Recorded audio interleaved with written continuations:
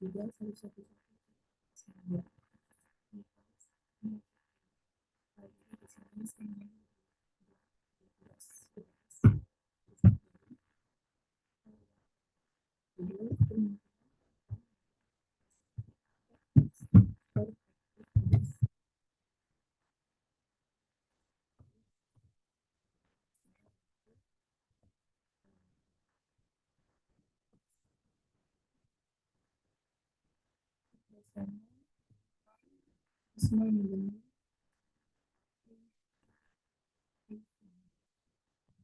bersama album penjelasan dan tadi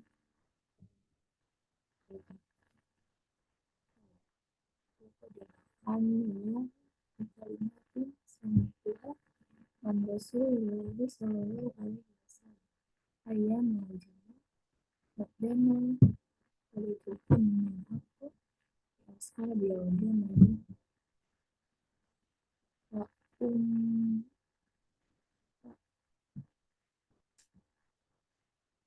wa ukor ilan awal kola lama balagh Rasulullah Shallallahu Alaihi Wasallam anna akhir pada malam min kisah kola dan menyusul kumin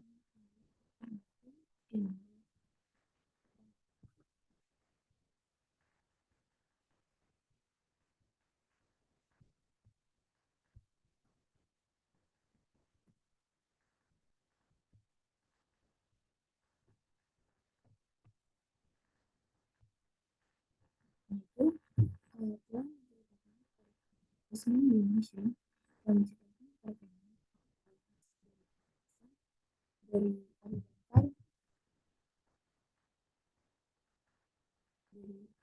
Abu Bakar dia berkata, Allah telah memberi manfaat kepadaku dengan sebab satu kalimat yang aku dengar dari Rasulullah SAW pada hari Jamal setelah aku hampir-hampir bergabung dengan mereka perang Jamal dan berperang sekali bersama mereka.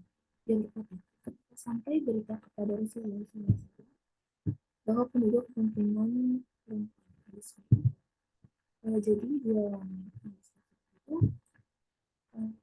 telah menceritakan menurut tradisi yang berlaku di kota Persia sebelum peristiwa tersebut itu sebagai negara itu adalah kaum laki. Sedangkan yang terjadi justru tradisi budayanya yakni mengangkat kepala negara seorang wanita. Itu Wirawan bin Kistadi. Pada waktu itu derajat kaum perempuan di mata masyarakat masih dipandang minor.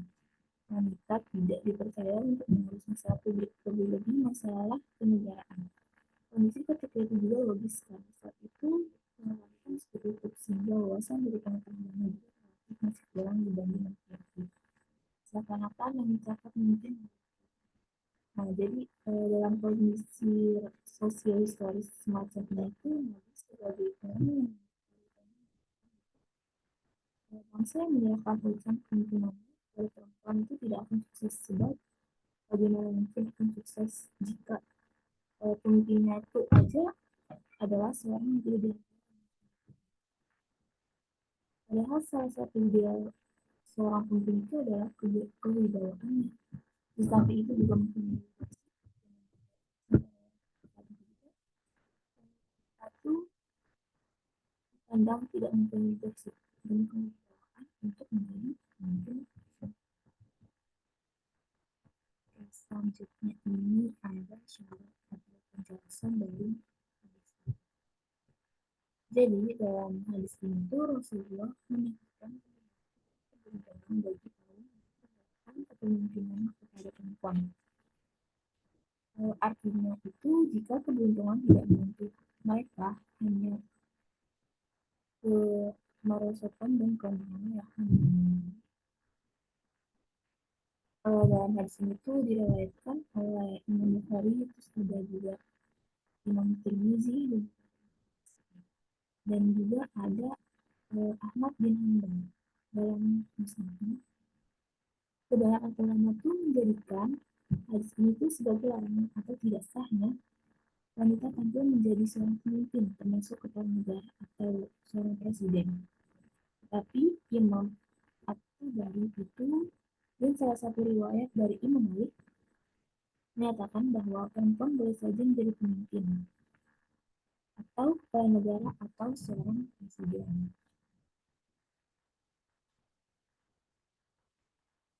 Karena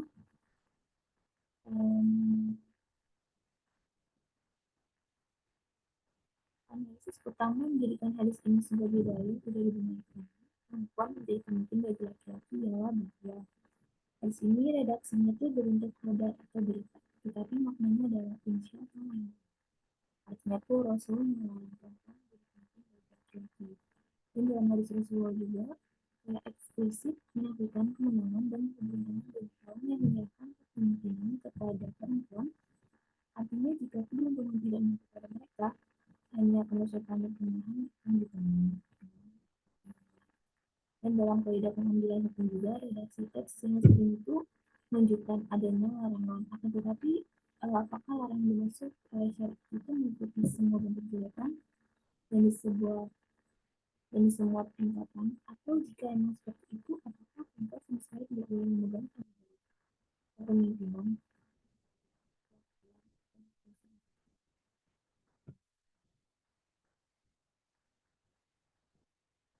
Oke, selanjutnya ada pendapat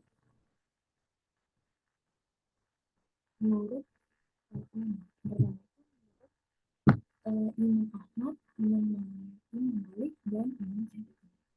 Jadi beliau itu mereka tuh berpendapat bahwa wanita itu tidak berhak menjadi pemimpin di dalam itu yang lebih terbatas. Sebab bagaimanapun juga menjadi pemimpin itu baik dengan kekuasaan luas maupun terbatas membedakan hanyalah wilayah kekuasaan Islam. Rasulullah jelas-jelas melarang seorang pemimpin.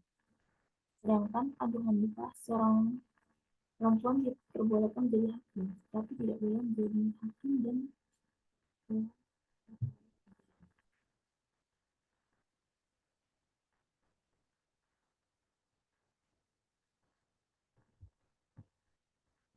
yang kedua menurut Imam Al-Baqi.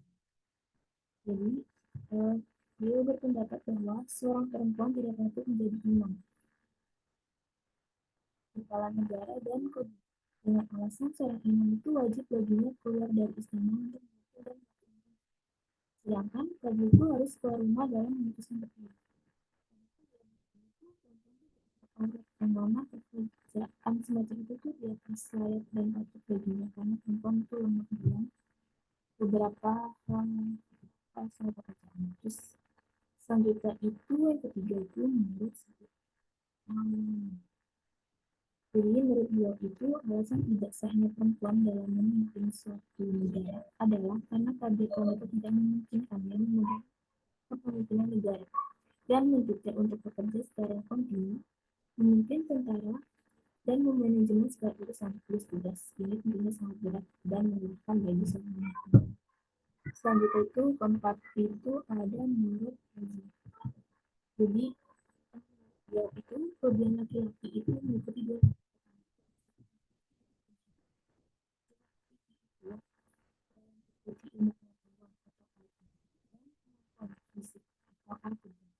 menurutnya akal dan pengetahuan laki-laki itu lebih sempurna daripada perempuan. Sedangkan hukum syariat adalah kewajiban membayar. Selanjutnya yang terakhir itu azama syari. Menurut beliau itu juga terdapat bahwa kelebihan laki-laki atas perempuan itu mengikuti akal atau pengetahuan, ketegasan atau haji, tekadnya yang kuat, terus ada kekuatan fisik, al-qudrat, dan secara umum memiliki kemampuan nulis, al-kitabah, dan keberanian al-tulisnya wa ahlamnya. Ini ada mulai menunjukkan beberapa detik dari hadis tersebut. Pertama itu Rasulullah bersabda, tidak akan beruntung suatu kaum yang diperintah seorang. Jadi maksudnya tuh pemilihan kondisi sosio-historis semacam ini itu seorang yang ditaruhkan menyatakan bahwa saya melakukan kemungkinannya kepada perempuan tidak akan sukses. Mengapa? Karena sebab bagaimana mungkin akan sukses jika pemimpinnya saja adalah seorang yang tidak dihargai dalam masyarakat. Padahal salah satu syarat ideal seorang pemimpin adalah kewibawaan. Sampai mempunyai leadership yang memadai, sementara saat itu wanita itu dipandang tidak mempunyai leadership dan kewibawaan untuk menjadi pemimpin masyarakat. Oleh sebab itu, jika kondisi historis dan sosiologis masyarakat yang berubah, di mana perempuan telah memiliki kemampuan memimpin yang baik, dan masyarakatnya pun telah menghargai perempuan dengan baik dan menerima sebagai pemimpin, maka sah-sah saja perempuan jadi pemimpin di publiknya, termasuk pula menjadi kepala daerah dan lain sebagainya. Terus yang selanjutnya kedua itu ada Islam itu menetapkan sebagai makhluk yang mulia dan menjadi. Jadi maksudnya itu sebagaimana kaum laki-laki, ternyata hak-hak perempuan juga terjamin dalam Islam. Islam memberikan aturan untuk menjaga perempuan dari segala hal yang menodai kehormatan dan merendahkan martabatnya. Bagi mutiara dalam karang di pasar karang di dasar lautan, Islam menempatkan perempuan sebagai makhluk yang mulia dan kekal. Selain itu, dalam hadis tersebut, Islam tidak melarang perempuan untuk mengambil peran menjadi seorang pemimpin. Maksudnya itu, perempuan itu sejatinya itu juga memiliki potensi yang baik untuk menjadi pemimpin dalam suatu organisasi misalnya, asalkan mempunyai syarat. Pertama itu mereka memiliki kemampuan serta keterampilan yang dibutuhkan terdapat di dalam pemimpinan mereka itu secara